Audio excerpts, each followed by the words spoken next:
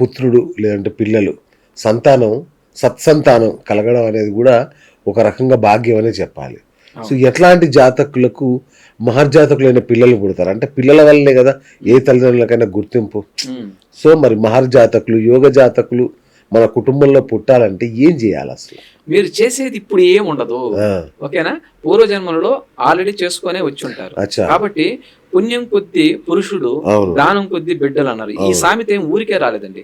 మీరు ఎప్పుడైనా సరే బ్యాంకులో బ్యాలెన్స్ వేసుకొని ఉంటేనే ఇప్పుడు డ్రా చేసుకొని తినే అవకాశం మీకు కలిగి ఉంటుంది. కాబట్టి ఏంటంటే చాలా మంది జాతకాలను పరిశీలన చేసినప్పుడు ఒకతను మీన లగ్నంలో జన్మించాడు. మీన లగ్నాన్ని నుంచి పంచమ స్థానాన్ని చూస్తే కర్కాటక రాశి అవుతుంది. ఓకే, 5వ లెక్కేస్తే పంచమ రాశి కర్కాటక రాశి అవుతుంది. ఈ కర్కాటక రాశిలో గనక ఆ టైంకి ఇతను పుట్టిన టైంకి గురువు చంద్రుడు ఉన్నారనుకోండి, అద్భుతమైన గజకేసర రాజయోగంతో కూడిన హంసయోగంతో కూడిన పిల్లలు జన్మిస్తారు. వాళ్ళు గురువు అంశలో జన్మించారు అని లెక్క. వాళ్ళు పుట్టిన దగ్గర నుంచి కూడా ఆ ఇంట్లో యోగం స్టార్ట్ అవుతుంది. చూడు, మనం చాలా మంది అనుకుంటాం ఆ అమ్మాయి పుట్టిన తర్వాత మంచి యోగం కలిసింది, ఆ అబ్బాయి పుట్టిన తర్వాత వాళ్ళ ఇల్లు బాగుపడింది అని మనం ఎన్ని సందర్భాలు వింటున్నాం. అలాగే ప్రతి ఒక్క లగ్నానికి కూడా 12 లగ్నాల్లో ఒక పంచమ స్థానం ఏర్పడుతూ ఉంటుంది. కాబట్టి అది మంచిదా చెడా అనేది మనం ముందుగానే తెలుసుకోవచ్చు. ఓకే, కాబట్టి సంతానం ఎటువంటి సంతానం కలుగుతుంది? మనల్ని ఇబ్బంది పెట్టే సంతానమా, లేకపోతే మనల్ని మన బాగోగులు కోరుకునే సంతానమా, మనకు మంచి పేరు ప్రఖ్యాతులు తెచ్చే సంతానమా, లేదంటే వాడు మనల్నే చంపేసే సంతానం అనేది కూడా మనం తెలుసుకోవచ్చు. తప్పకుండా. రైట్. ఇక ఇంకొక ధోరణి ఈ మధ్య ఒక్కరు చాలు లేదా అసలే వద్దు అనే స్థాయికి వెళ్ళిపోయింది. అసలు నిస్సంతానం వైపు కూడా నడుస్తున్నారు చాలా మంది జంటలు.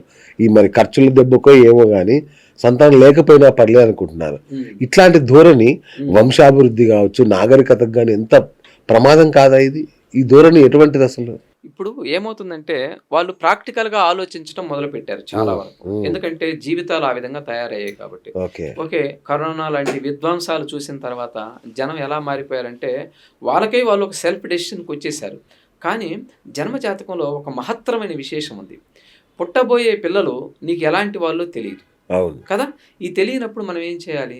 ఓకే, మనం ఏ లగ్నంలో మనం జన్మించాం, మేష లగ్నమా, వృషభ లగ్నమా, మిథున లగ్నమా, కర్కాటకమా, సింహమా, కన్య, ఏ లగ్నంలో జన్మించాం అనేది మనం తెలుసుకోవటం అనేది చాలా ముఖ్యమైన విషయం.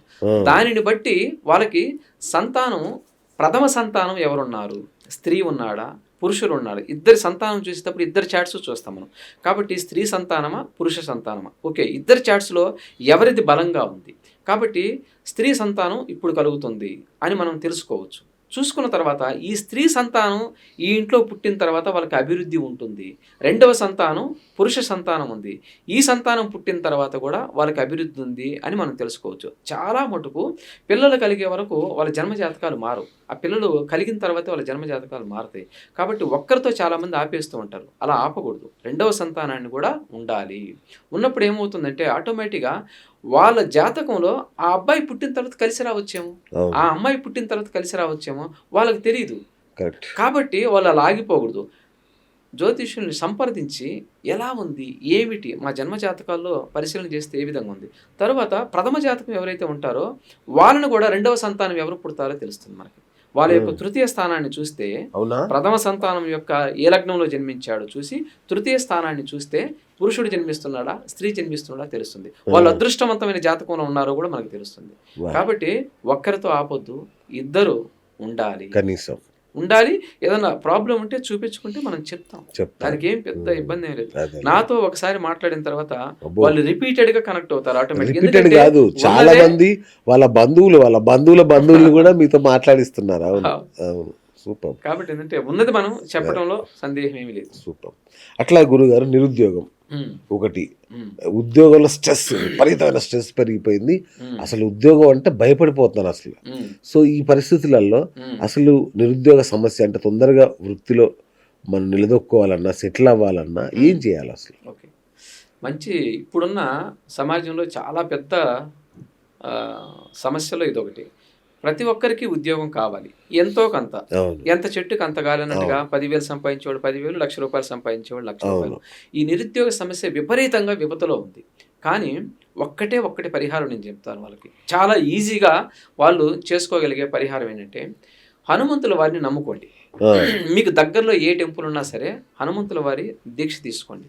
దీక్ష అంటే నేనేం వస్త్రాలు ఏమి వేసుకోమని చెప్పను. ఓకే, ఈ రోజు నుంచి నేను విధిగా 42 రోజుల పాటు చేస్తాను, హనుమాన్ చాలీసా చదువుతాను, ఓకే, హనుమాన్ దండకాన్ని చదువుతాను అని మీరు దీక్ష పట్టి ఒక 42 రోజులు ప్రతి ఒక్కరు కూడా, ఏ పిల్లవాడైనా సరే ప్రతి ఒక్కరు కూడా ఉదయాన్నే లేచిన తర్వాత గుడికి దగ్గరలో ఏదైతే గుడి ఉంటుందో వెళ్ళి ఒక 11 ప్రదక్షిణాలు చేసి 42 రోజుల పాటు హనుమాన్ చాలీసా ప్రదక్షిణలు చేస్తున్నంతసేపు విని, హనుమాన్ దండకం విని ఒక 15 నిమిషాలు 20 నిమిషాలు అక్కడ గడిపి ఇంటికి వచ్చేస్తే ఒక 42 రోజుల పాటు చేయమనండి. హనుమంతుల వారు ఎతుకులాడుకుంటూ మరి మీకు ఎక్కడ ఉన్నాడో జాబ్ ఇచ్చేవాడు వాడిని మీ ముందుకు తీసుకొచ్చి పెడతాడు. అవునా? ఇది వాస్తవం. చాలా మందికి నేను ఈ రెమెడీ చెప్పాను. ఎంతో మందికి జాబ్ లేని వాళ్ళ గురువు గారు మాకు జాబ్ వచ్చింది, ఫారిన్లో ఉన్నారు. ఫారిన్లో ఉన్న వాళ్ళకి అందుబాటులో లేదనుకోండి, మీ ఇంటినే, మీ హృదయాన్నే, మీరున్న ప్రదేశాన్నే హనుమంతుల వారి గుడి అనుకోండి. కాబట్టి అక్కడే ఇంట్లో ఫోటో పెట్టుకోండి. ఆయన చుట్టూ తిరగటం వల్ల తప్పేం లేదు. కాబట్టి అవే ప్రదక్షిణలు. ఏదైనా కూడా మనసా వాచా కర్మను నమ్మటమే కదా ఇంపార్టెంట్. నమ్మి చేస్తే వాడు పలుకుతాడు. కాబట్టి అలా చేసుకోవటం వల్ల పిల్లలు చాలా వరకు ఇబ్బంది పడకుండా ఉండేదానికి అవకాశం ఉంది. రైట్. ఇంకొక వింత పరిస్థితి, వాడు 4వ తరగతి కూడా చదివాడు, ఎమ్మెల్యే అవుతాడు, మంత్రి అవుతాడు, రాజభోగాలు అనుభవిస్తుంటాడు. ఇంకొందరు పిహెచ్డీలు చేస్తారు. ఆల్మోస్ట్ అడుక్కు తిన్నట్టే వాళ్ళ పరిస్థితి. చిన్న చిన్న అకౌంటెంట్లు గాను ఇట్లా సోడా బుడ్డి కళ్ళద్దాలు పెట్టుకుని ఏదో బతికేస్తా ఉంటారు. ఏంటి నాకు అర్థం కాదు. చాలా గొప్ప ప్రశ్న. అసలు చాలా మంది అనుకుంటుంటారు ఈ రాజయోగం అనేది ఎట్లా వస్తుంది అసలు?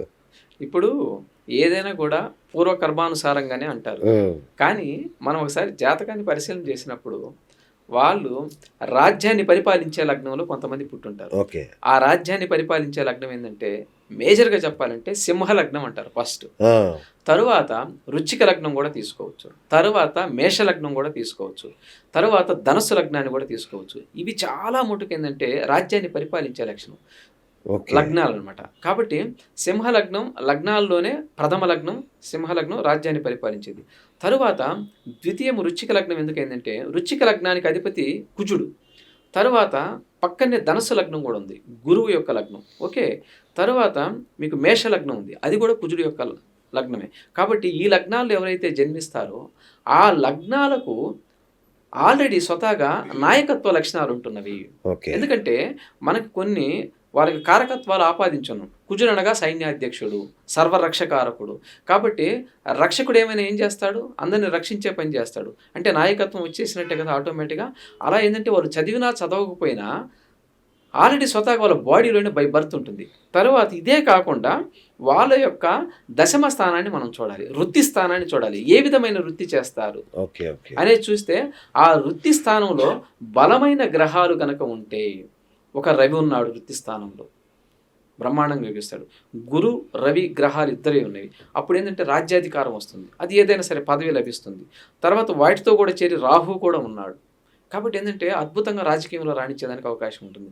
శని కూడా ఉన్నాడు, ఇంకా రాణించేదానికి అవకాశం ఉంటుంది. కాబట్టి వాళ్ళ యొక్క పుట్టిన స్థానాన్ని నుంచి దశమ స్థానాన్ని మనం చూసినప్పుడు వాళ్ళు ఏ చదువు చదవకపోయినా పర్వాలేదు, ఆ గ్రహాలు అటువంటి యోగాన్ని కల్పిస్తున్నాయి. ఎంత చదివినా కూడా, ఎంత విద్యలో ఉన్నా కూడా అతనికి దశమ స్థానంలో బలం లేనప్పుడు, ఈ లగ్నాల్లో వాళ్ళు జన్మించినప్పుడు అధికారాలు రావు.